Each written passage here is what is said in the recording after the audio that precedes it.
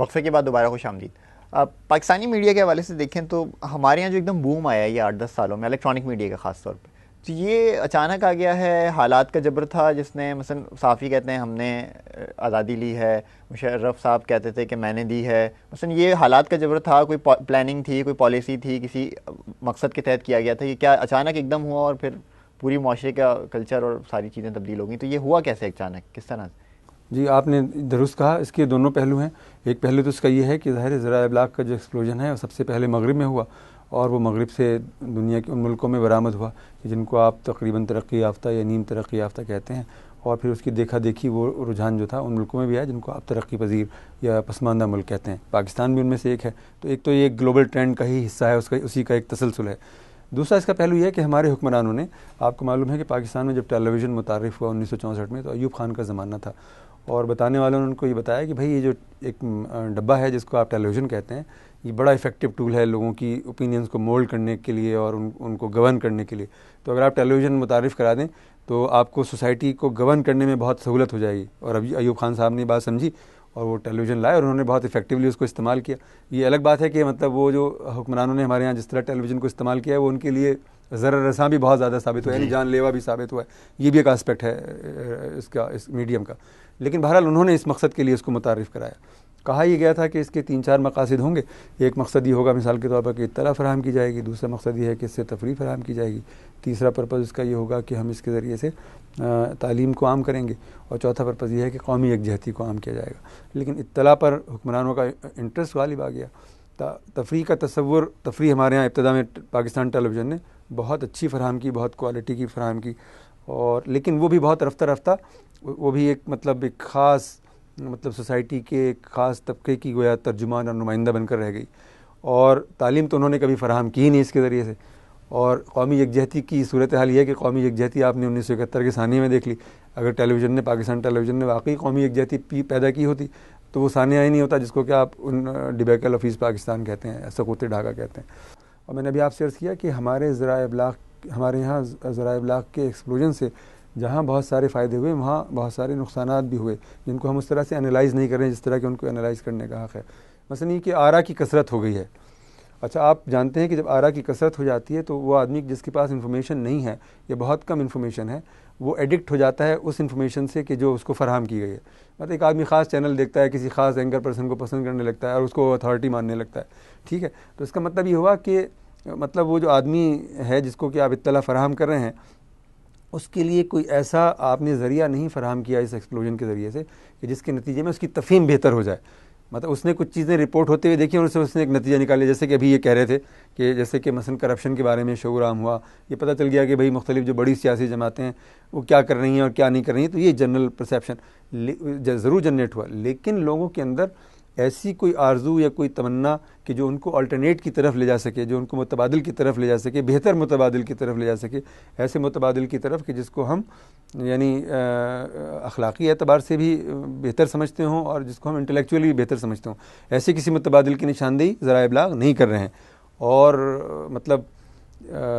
یعنی ایک ایسی سچویشن میں ہم لوگ ہیں کہ جس میں اطلاعات کا سیلاب آ گیا ہے اور تفہیم جو ہے وہ ہمارے یہاں نایاب ہے ابھی تک. اچھا, تو اس میں یہ بتائیں کہ یعنی کس حد تک انفارمیشن ایک اسلامی معاشرے میں یا ایک عام معاشرے میں عوام کی ضرورت ہے؟ مثلا اگر آج دیکھا جائے تو لوگ کوئی بہت خوش نہیں ہے اس انفارمیشن کے فلو سے. وہ لوگ کہتے ہیں کہ وہ دور صحیح تھا, پی ٹی وی ہوتا تھا, ہم دیکھتے تھے, کوئی اتنی زیادہ پریشانی نہیں تھی, سکون سے حکومت بھی پلٹ جاتی تھی تو اگلے دن جا کے پتہ چلتا تھا اخبار سے, کوئی اتنا زیادہ یعنی وہ نہیں تھا, بہت زیادہ انتشار نہیں تھا. تو یہ کس حد تک ضرورت, انسان کی کتنی ضرورت ہے کہ اس کو کتنی انفارمیشن دی جانی چاہیے؟ اور دوسرا سوال یہ کہ جو متبادل کی آپ نے بات کی, تو کیا متبادل فراہم کرنا بھی ذرائع ابلاغ کا کام ہے یا یہ کوئی اور سورس کرے گی؟ کیونکہ اگر متبادل بھی ذرائع ابلاغ فراہم کرتے ہیں تو پھر وہ غیر جانبداری کا جو تصور ہے وہ کس حد تک متاثر ہے؟ غیر جانب میں یہ نہیں کہہ رہا ہوں کہ ان کو, پہلی بات تو یہ کہ اطلاع تو سوسائٹی کی بنیادی ضرورت ہے.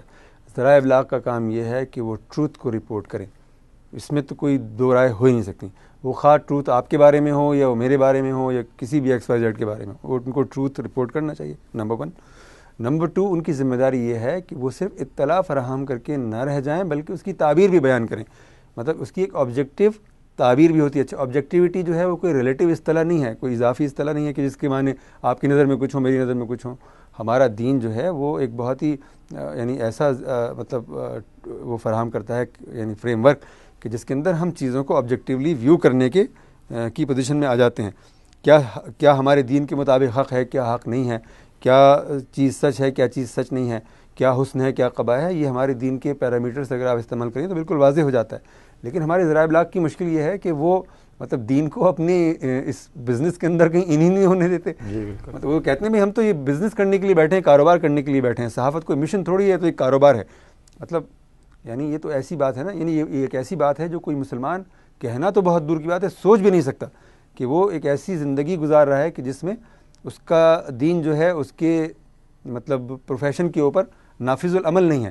مطلب یہ ایسا دین, مطلب جن لوگ معاشروں کو آپ کہہ رہے ہیں کہ وہ لادین معاشرے ہیں, وہاں پر بھی کچھ بنیادی اقدار ہیں کہ جن کی پاسداری ناگزیر ہوتی ہے.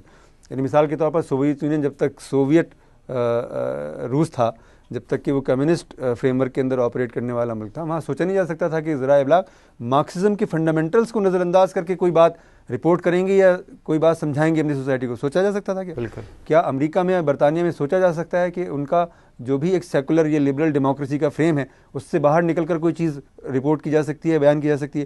یعنی جو کچھ بھی ہوگا اطلاع بھی اسی فریم ورک کے اندر ہوگی اور تفہیم بھی اسی فریم ورک کے اندر ہوگی. لیکن پاکستان میں لوگ یہ کہتے ہیں کہ صاحب ہم تو یہاں پر یہ نہیں کر سکتے. ارے بھائی کیوں نہیں کر سکتے آپ؟ یہ کتنی عجیب و غریب بات ہے کہ آپ یہ کہتے ہیں کہ صاحب ہمارا کوئی ویو نہیں ہے. کیوں نہیں ہے آپ کا ویو؟ مطلب آپ حق و باطل کے مارکے میں غیر جانبدار کیسے ہو سکتے ہیں؟ You have to be with the truth all the time. تو یہ جو بات ہے, تو اگر آپ اس کو اپنا ویو پوائنٹ بنا لیں تو میں سمجھتا ہوں کہ اس کے اندر وہ گنجائش موجود ہے کہ جب آپ سوسائٹی کے تمام سیگمنٹس کو کرٹیسائز کر سکتے ہیں اور آپ ایک ایسی اوپینین سوسائٹی کے اندر پیدا کر سکتے ہیں کہ جو آپ کے دین کے تقاضوں کے مطابق ہوگی اور جو آپ کے لیے دنیا میں بھی خیر کا باعث ہوگی اور آخرت میں بھی خیر کا باعث ہوگی آپ کے لیے. یعنی جناب صاحب جو کیمپینز چلیں پچھلے کچھ سالوں میں مشرف کے خلاف, عدلیہ کی آزادی کی تحریک, اور آئندہ بھی اگر جو کیمپینز چلیں گی تو ہم یہ سمجھیں گے کہ ان کے چلانے کے پیچھے جو میڈیا جو سپورٹ کر رہا ہے تو ان کے اپنے کمرشل انٹرسٹ ہیں اور کوئی چیز نہیں ہے. مطلب وہ صرف اپنے انٹرسٹ, کمرشل انٹرسٹ کے لیے ہی سپورٹ کر رہے ہیں ان کیمپینز کو. جی, اب جیسے آپ بات کریں نا, جیسے لائرس کی موومنٹ ہے, تو اس کے بارے میں مطلب ایک اوپینین تو وہ ہے کہ جو عام اوپینین ہے, لیکن اس کے سوا بھی ایک اوپینین موجود ہے.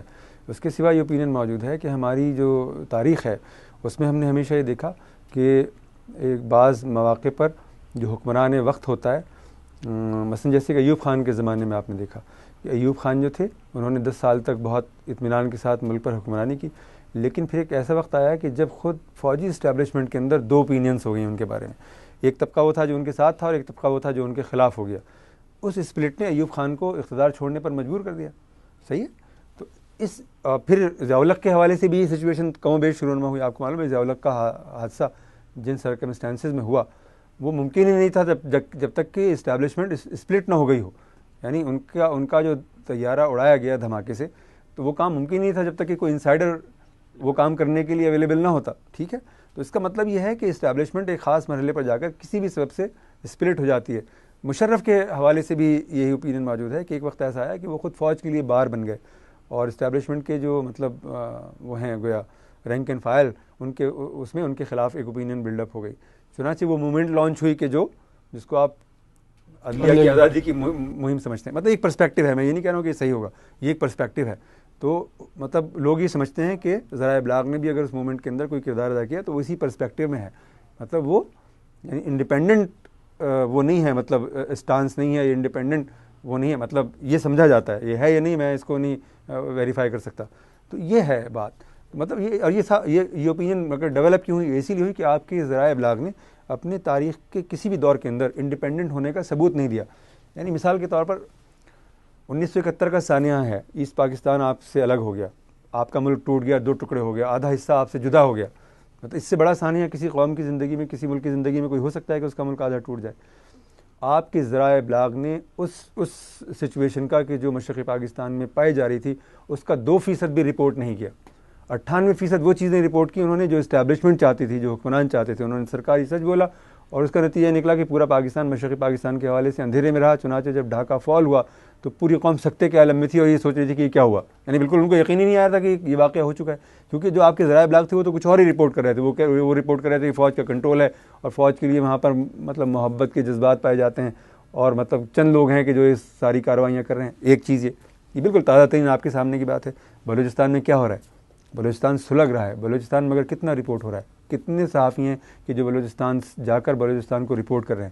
یا آپ نے فاٹا کی پوری سچویشن دیکھی ہے, ہمیں کیا پتا فاٹا کے اندر کیا ہو رہا ہے, آپ نے کہیں کسی اخبار کے اندر دیکھا کہ وہاں پر کوئی انڈیپینڈنٹ ذریعہ وہاں جا کر رپورٹ کر رہا ہو؟ یہ بالکل 20th سینچری کے اندر, میں کل کی اور آج کی بات آپ کو بتا رہا ہوں. تو اگر ذرائع ابلاغ کا یہ رول ہوگا اور ان کی آزادی اس طرح سے آپ کو لگے گا کہ وہ متاثر ہوئی ہے, تو ان کے کہیں اگر وہ انڈیپینڈنٹ آپ کو نظر آتے ہیں تو اس پر ذرا بلیو کرنا دشوار ہو جاتا ہے. یہاں ایک وقفہ لیتے ہیں, وقفے کے بعد دوبارہ حاضر ہوتے ہیں.